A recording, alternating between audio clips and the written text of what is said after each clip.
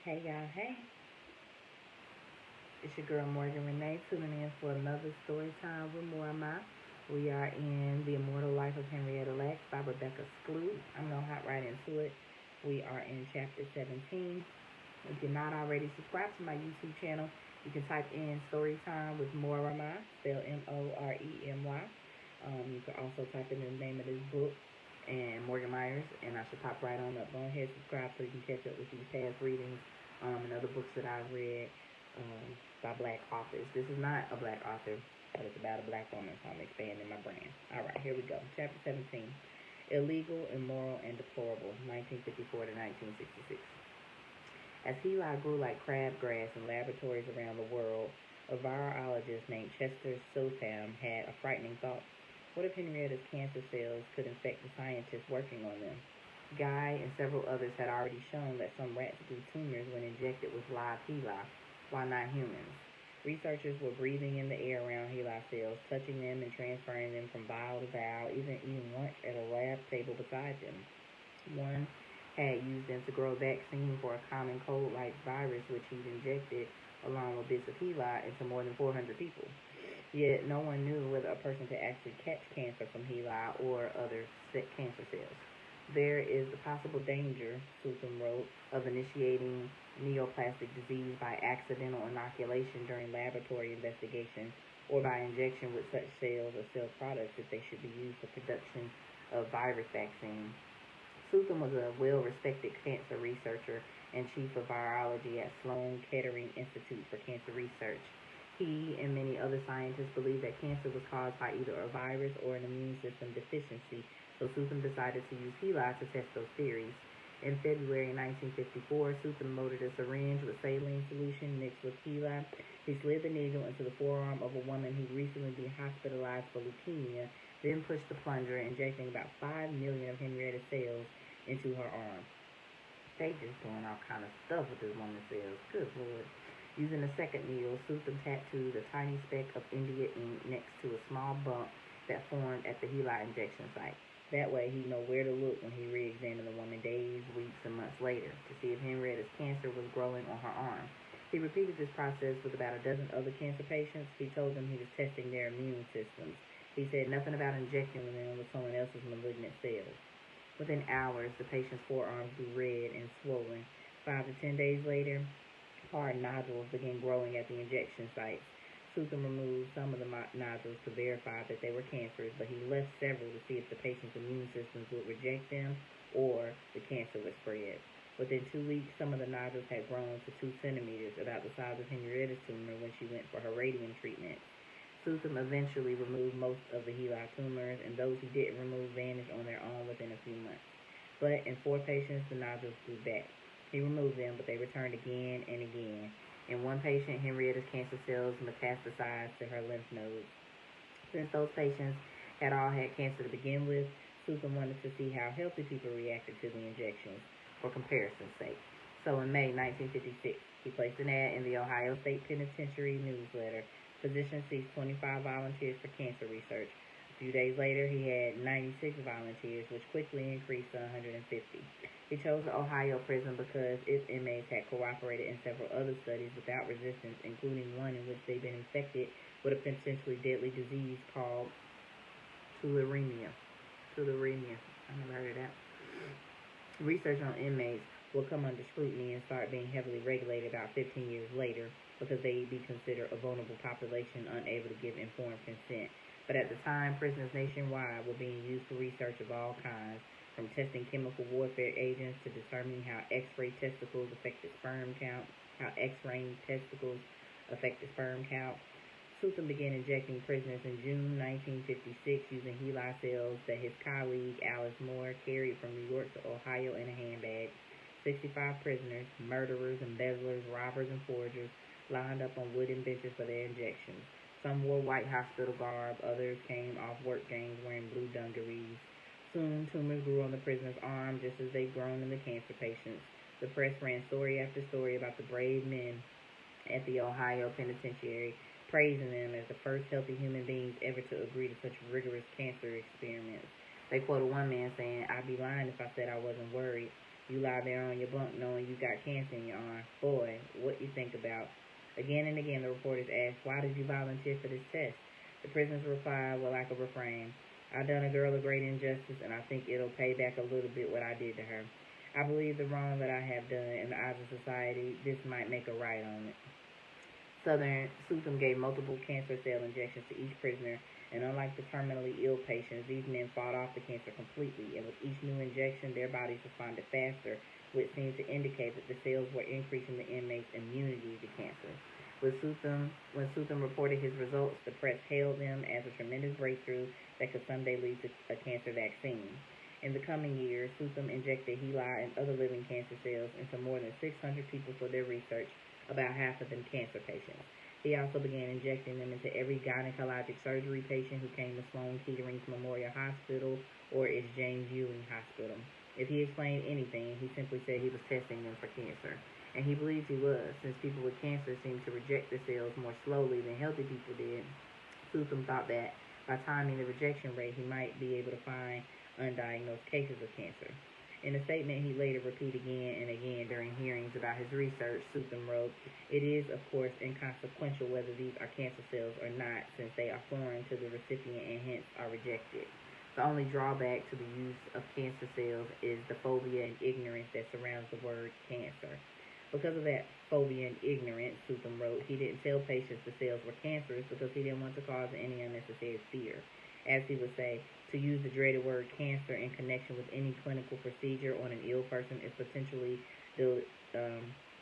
deleterious to that patient's well-being because it may suggest to him, rightly or wrongly, that his diagnosis is cancer or that his prognosis is poor.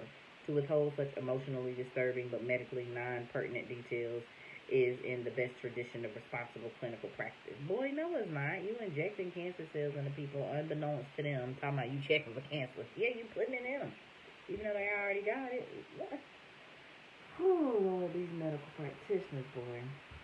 But Sutham wasn't their doctor, and he wasn't withholding upsetting health information. The deception was for his benefit. He was withholding information because patients might have refused to participate in his study if they'd known what he was injecting. Rightfully so. And Sutham probably would have continued doing this for years had he not made an arrangement on July 5, 1963 with Emmanuel Mandel, Director of Medicine at the Jewish Chronic Disease Hospital in Brooklyn, to use the hospital's patients for his research. The plan was that Mandel would have doctors on his staff inject 22 JCDH patients with cancer cells for Sutham, but when he instructed his staff to give the injections without telling patients they contained cancer cells, 3 young Jewish doctors refused, saying they wouldn't conduct research on patients without their consent. All 3 knew about the research Nazis had done on Jewish prisoners. They also knew about the famous Nuremberg trial. 16 years earlier, on August 20th, 1947, a U.S.-led war tribunal in Nuremberg, Germany, had sentenced 7 Nazi doctors to death by hanging. The crime was conducting unthinkable research on Jews without consent, sewing siblings together to create Siamese twins, dissecting people alive to study organ function. The tribunal set forth a 10-point code of ethics now known as the Nuremberg Code, which was to govern all human experimentation worldwide. The first line of that code says, the voluntary consent of the human subject is absolutely essential. The idea was revolutionary. The Hippocratic Oath written in the 4th century BC didn't require patient consent.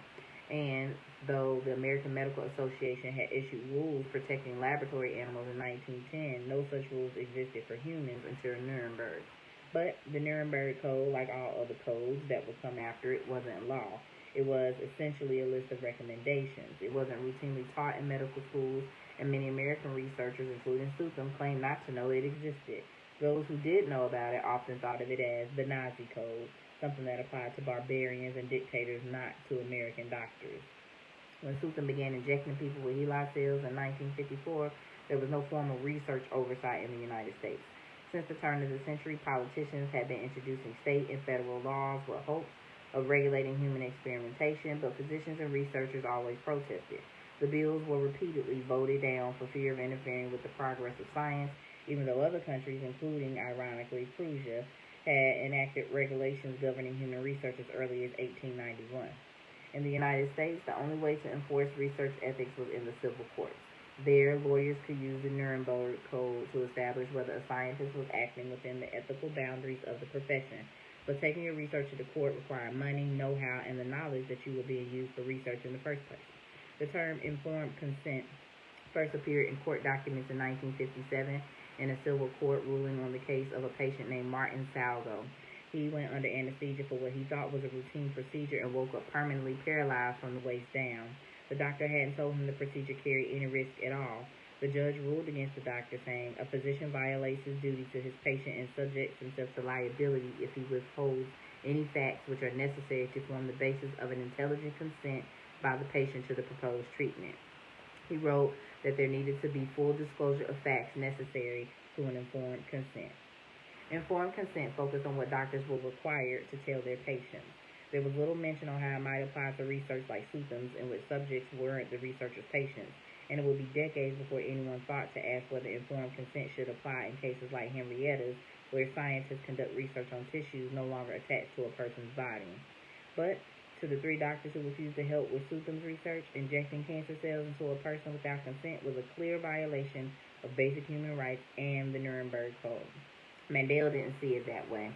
He had a resident give the injections in their place, and on August 27, 1963, the 3 doctors wrote a resignation letter citing unethical research practices. They sent it to Mandela and at least one reporter. When Mandela got the letter, he called a meeting with one of the doctors and accused them of being overly sensitive because of their Jewish ancestry. One member of the hospital's board of directors, a lawyer named William Hyman, didn't think they were being overly sensitive. When he heard about the doctor's resignation, he asked to see the records of patients in the study, but his request was denied. Meanwhile, just days after the doctors resigned, the New York Times ran a tiny news item deep in the paper under the headline, "Sweden Penalizes Cancer Specialists," about a cancer researcher named Bertil Bjorklund. I don't know how to say that, Bjorklund. He's been giving himself and patients intravenous injections of vaccines made from HeLa cells, which he gotten from George Guy's lab in such numerous quantities. They joked that instead of injecting them, Bjorklund could just fill a pool with HeLa, or maybe even a lake, and swim around in it for immunity. Bjorklund's HeLa injections got him expelled from his laboratory, and Hyman hoped for similar results with Sutam. So in December 1963, he sued the hospital for access to medical records related to the study. Hyman compared Sutam's study to Nazi research and got affidavits from the 3 doctors who resigned. They described Sutam's research using words like illegal, immoral, and deplorable. Hyman also got an affidavit from a 4th doctor explaining that the patients in the study wouldn't have been capable of giving informed consent even if Sutam had asked. One had advanced Parkinson's disease and couldn't talk. Others spoke only Yiddish. One had multiple sclerosis and depressive psychosis. Regardless, Hyman wrote, I was informed that consent was not necessary, that it was unlikely that Jewish patients would agree to live cancer cell injections. That caught the media's attention. The hospital called the suit misleading and fallacious, but newspapers and magazines read headlines saying, patients injected with cells not told they were cancer. Scientific experts condemn ethics of cancer injection. They said that the Nuremberg Code didn't seem to apply in the United States and that there were no laws protecting research subjects. Science magazine called it the hottest public debate on medical ethics since the Nuremberg trials and said the situation at present appears rather perilous for everyone. A reporter from Science asked Sutam why, if the injections were as safe as he swore they were, he didn't inject himself. Let's face it, Sutam responded, there are relatively few skilled cancer researchers, and it seems stupid to take even the little risk. Patients who'd unknowingly been injected with cancer cells by Sutam read the articles and began contacting reporters. New York State Attorney General Louis Lefkowitz learned about Sutam's research through the media as well and immediately launched his own investigation.